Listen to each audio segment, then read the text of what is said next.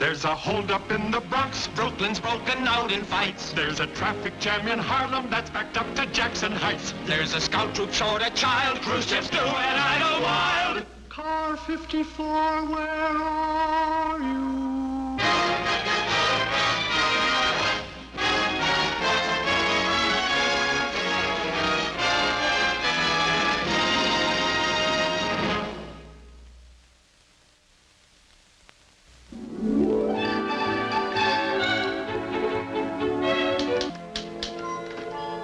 Did you get it straightened out yet?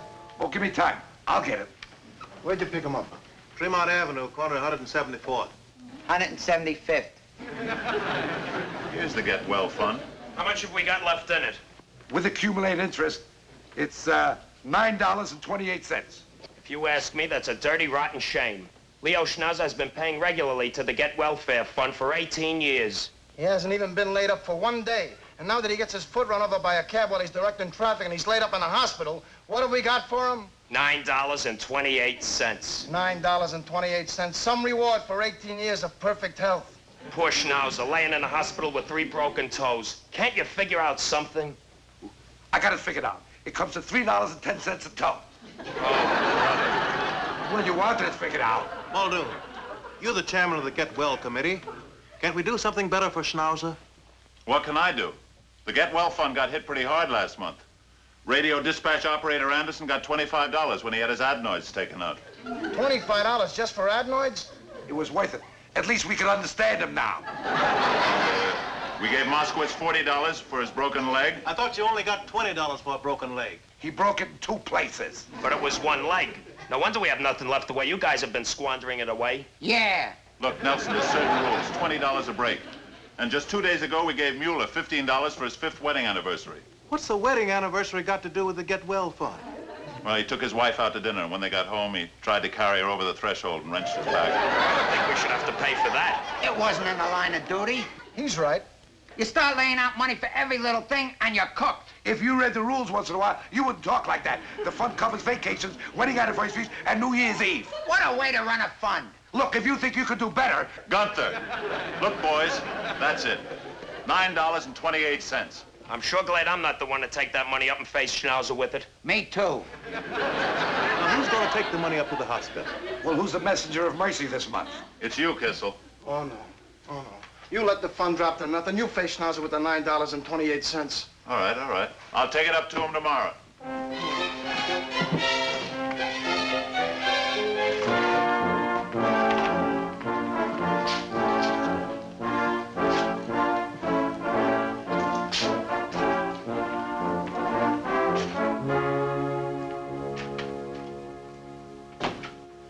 Captain Block? Yes? Cunningham, FBI. FBI, is something up? Captain Block, I think we can finally nab a man we've had in our most wanted list for the last 10 years. No face. No face? The bank robber? That's right. But with all those masks and makeup he uses, no one has ever seen his face. We haven't got a fingerprint, not even a picture. But we finally got our first big break. We at last identified him. You did? His name is Charlie Zimmerman, and he comes from right here, this section of the Bronx. And what's more, we have reason to believe that he's somewhere in this precinct right now. Here in my precinct? He's not only here, Captain, but according to his previous time schedules, he can be expected to rob a bank in this area any day now. I'll put out an all-points bulletin. No, wait, Captain. What would you say? We don't even know what he looks like. Yes, that's right. Puts you right back where you started. Well, not quite. Now, you happen to have a man on your force who would know Charlie Zimmerman. A man on my force? He went to high school with Charlie. As a matter of fact, they played on the high school football team together. One of my men? It's one of those fantastic breaks that we occasionally get in police work. Now, but your man can crack a case that's had the FBI stopped. One of my own men. I can't tell you how much I've dreamed of an opportunity like this, Mr. Cunningham. You know, we're a small precinct. There isn't much chance for action. Now, if I could just have a talk with your man. Of course. Who is he? Gunther Tuddy. Oh, what's the matter? He's still on the force, isn't he? Good, good. For a minute, I thought something had gone wrong. Wrong? What could go wrong? Just that I was a little surprised, that's all. Tuddy went to high school. You sent for me, Captain? Tuddy, this is Mr. Cunningham of the FBI. FBI? Mr. Cunningham wants you to cooperate with him. The FBI wants me to cooperate with them? Silly, isn't it, huh? Yeah. It's very important. It can mean a lot to our precinct. Well, what can I do for you, Mr. Cunningham? Officer Tootie, I want you to think. Does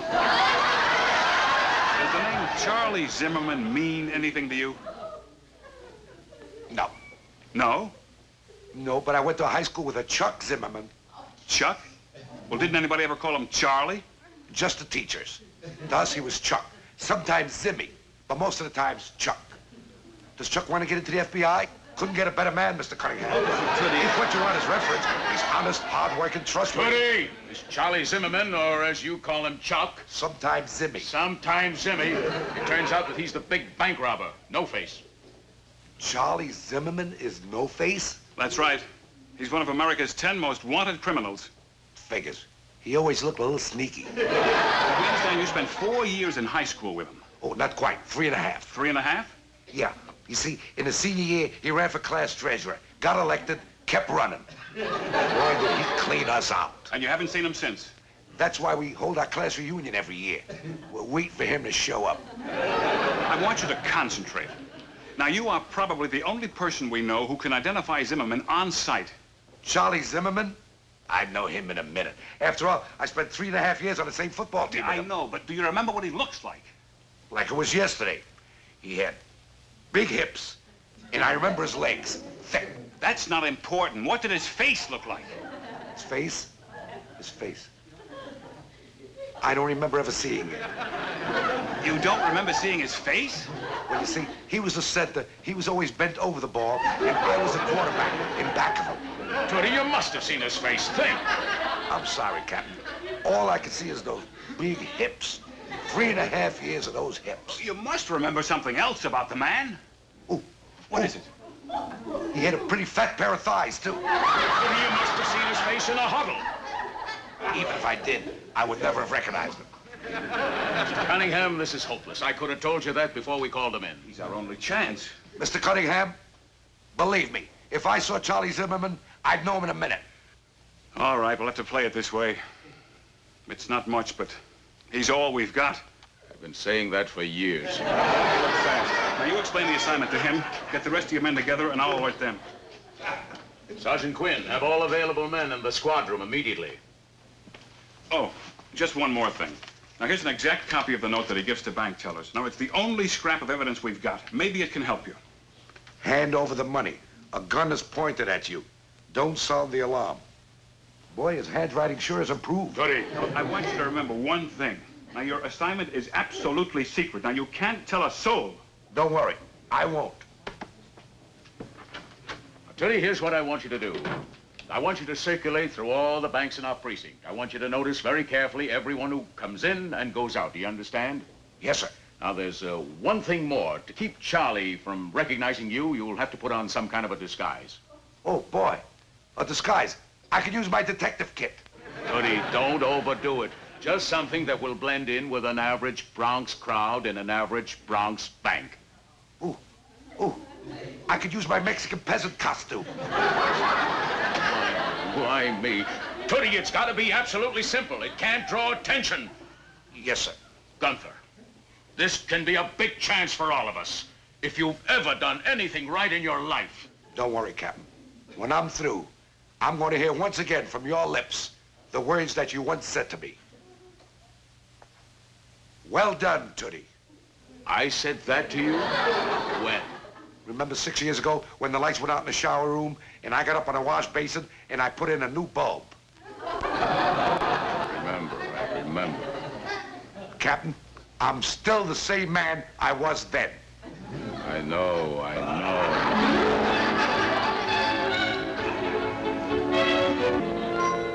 Say, Gunther, what did the captain want with you today? Maybe a little scar and maybe a patch over one eye. Gunther, what's the matter? Oh, nothing. What did the captain want with you? Oh, I just wanted to pass the time of day. You know how chatty he is. The captain? He goes on and on like an old woman. Well, you missed a briefing we had from an FBI man. Really? Say, did you know that No Face is actually a guy named Charlie Zimmerman? He comes from right around here. No kid. Yeah. We're supposed to keep our eyes open for him. A lot of good that'll do. That guy changes the looks of his face on every job. Maybe a German general. I could wear Lucille's boots. Boy, that would be something to nab No Face, wouldn't it? Jawohl. Oh, nothing. I'm sorry. I was thinking of something. Hey, Gunther, I wonder if you'd do me a favor. It's our day off tomorrow. I'd sure appreciate it if you went with me when I draw out Schnauzer's $9.28 and took it up to the hospital to him. Oh, I'm sorry, I can't. I'll be out of the city all day tomorrow. Out of the city? Yeah, I'm going to be in New Jersey. What are you going to be doing in New Jersey? Well, I promised Lucille that I'm going to take her to see her sister. I thought her sister lived in Westchester. She does, but I'm going to take her to see her sister in New Jersey. I thought Lucille only had one sister. She has. Well, then how can she have one in New Jersey and another one in Westchester? Can't you figure it out? No. Boy, I don't know how you ever got the reputation for being smart. Gunther, what's the matter with you? Hey, what's that? Oh, it's nothing. It's nothing. Hand over the money. Say, this looks like some type of bank robbery note. Oh, well, I've been practicing trying to read character. Say, you know about those things. You read a couple of books on it, didn't you? Yeah, graphology. Oh, Francis, here, take this note. Just for practice, you know, and try to figure out what kind of a face the man had that wrote this. Well, I don't know. Maybe I'll get some general idea. Good. That's better than what I had. I mean, thanks. Say, you sure you won't come up and see Schnauser with me? Maybe a gypsy. I could put an earring in one ear.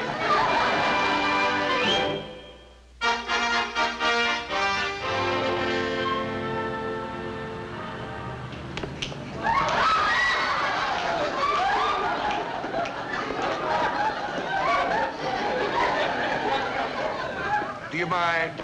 Do you mind?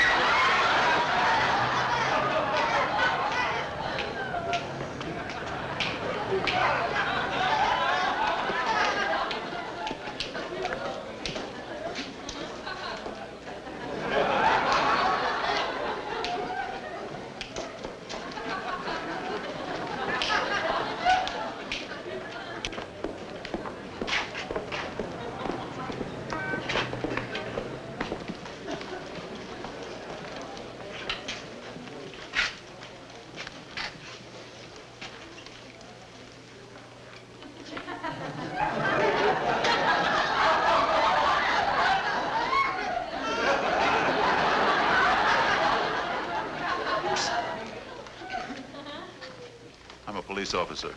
Muldoon, 53rd Precinct. That beatnik over there at the table. Ever seen him before?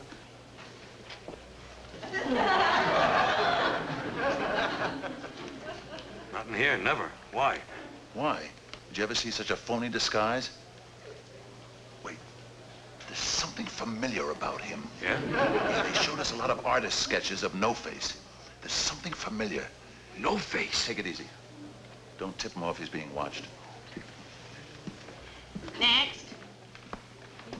We don't do a thing until he makes a move. Can I help you? I want to make a withdrawal. Do you have a withdrawal slip? What's he doing now? Just moving around. Your withdrawal slip, please. I'm just casing the place.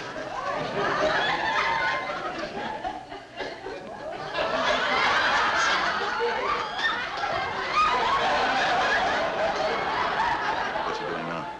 He's still just looking around. Okay, don't move. We got him cornered off right here. Right, pretend nothing's happening. Just hand over the money.